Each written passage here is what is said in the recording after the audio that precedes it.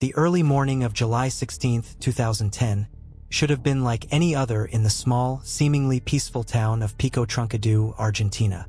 But that morning would mark the beginning of one of the most shocking and twisted murder cases in the region's history. Johanna Cases, a 20-year-old model and former local beauty queen, was found dead in an isolated field, shot twice at close range. The quiet town was instantly thrown into chaos, as whispers of betrayal, obsession, and scandal began to circulate. Johanna's life had always been entwined with drama and fascination, even before her death. Born in Pico Truncadue, a town named after a nearby flat-topped hill overlooking the region's oil wells, she arrived in the world on July 19, 1990, moments before her twin sister, Edith Johanna. From the start, the twins were inseparable. Their resemblance was uncanny. Even their mother sometimes confused them as babies, occasionally changing the same diaper twice. But this connection went far beyond appearances. Those close to the family spoke of an almost psychic bond between the sisters. When Edith suffered a serious accident at age 11, she instinctively called for Johanna, who had been elsewhere in town, sensing her sister's distress. As they grew, the twins developed distinct personalities. Johanna was outgoing and passionate about fashion and modeling, eventually earning the title of beauty queen in their hometown. Edith was quieter, more reserved, and careful with her circle of friends. Despite these differences, the sisters remained tightly connected, a bond that would later be tested in unimaginable ways. In 2006, when Johanna was just 15, she met Victor Cingolani, a 21-year-old local man with a reputation for charm and a complicated personal life. They met in the town bingo hall, and the attraction was instant. Victor, known to frequent the local brothel and boast of multiple relationships, was drawn to Johanna's beauty and confidence. Johanna, in turn, initiated contact by handing Victor a note with her number, sparking a romance that would last about a year and a half. Over time, Victor's temper and possessiveness became apparent. His aggressive behavior toward Johanna raised concerns for her parents, especially after he accidentally injured himself while attempting to strike her. Their breakup, however, did not end the connection between Victor and the family. Victor later pursued a relationship with Edith, Johanna's twin, claiming his feelings for her had developed gradually after Johanna. The sisters' lives became increasingly entangled with Victor, their romantic choices intersecting and complicating relationships within their small town. Years later, Johanna began dating Marcos Diaz, a man with a dark reputation. Known for violence and control, Marcos was intensely possessive, sending continuous messages and refusing to let Johanna go out alone. Despite warnings from her family, Johanna moved in with him after 6 months of dating. Meanwhile, Victor rekindled his relationship with Edith, setting the stage for an intricate web of tension and emotional turmoil that would culminate in tragedy. On July 15, 2010, Johanna attended a party with Marcos, staying until the early hours of the morning. Around 3 a.m., she was last seen leaving with him. Hours later, a local resident found her lifeless body in a field known as the Forest Belt of Pico Truncadue, roughly 3 miles from the town center.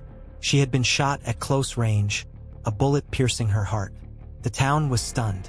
Police quickly arrested both Victor and Marcos due to their connections with Johanna, suspecting the murder had been premeditated.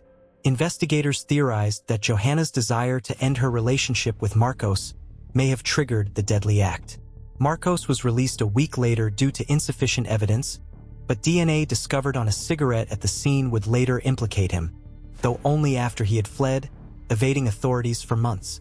Victor remained in custody, insisting on his innocence, claiming he had been at a casino and a friend's house during the critical hours. The case's complexity deepened as Victor's legal troubles unfolded alongside his personal entanglements. Even while in prison, he tried to contact Edith, only to find her unreachable. The murder of her twin sister had left her grieving and isolated, struggling with trauma while navigating the intricacies of family loyalty, love, and loss. Victor's trial in mid-2012 presented a web of contested evidence. 3 main points formed the prosecution's case: a paraffin test on Victor's hands suggesting gunpowder residue, tracking dogs allegedly placing him at the scene, and discrepancies in his alibi. However, the defense highlighted significant flaws. The paraffin test had been conducted without gloves or proper protocol, leaving contamination a possibility. Of 3 dogs deployed, 2 returned negative results, casting doubt on the reliability of the canine evidence. Victor's attorneys argued that his contact with firearms could have been indirect, via a hunting truck used by his brother-in-law, further undermining the prosecution's claims. Despite these defenses, Victor was convicted and sentenced to 13 years for simple homicide. The verdict, however, did little to settle the storm of controversy surrounding the case. Edith, once a grieving twin, shocked everyone by resuming a relationship with Victor. Over time, she became convinced of his innocence, aligning with the defense's arguments that no conclusive evidence placed him at the scene. Questions over procedural errors, mishandled tests, and the lack of eyewitnesses created lingering doubt about Victor's guilt. Meanwhile, Marcos Diaz, who had initially avoided conviction, faced his own trial. Evidence, including DNA from a cigarette butt and a music CD near the crime scene, implicated him as the primary perpetrator. During court proceedings, testimonies depicted him as controlling, violent, and obsessive over Johanna. Ultimately, in July 2013, Marcos was sentenced to 12 years for Johanna's homicide, creating a bizarre scenario. 2 convictions for the same crime, each from separate courts, each with its own narrative of guilt. Victor was eventually released in December 2013 due to insufficient evidence, seeking compensation for his imprisonment, which he never received. Edith and Victor's relationship, though controversial, continued for several years. By 2021, they had separated, each pursuing new paths and families, leaving behind the shadow of Johanna's death and a case that had captivated and divided public opinion.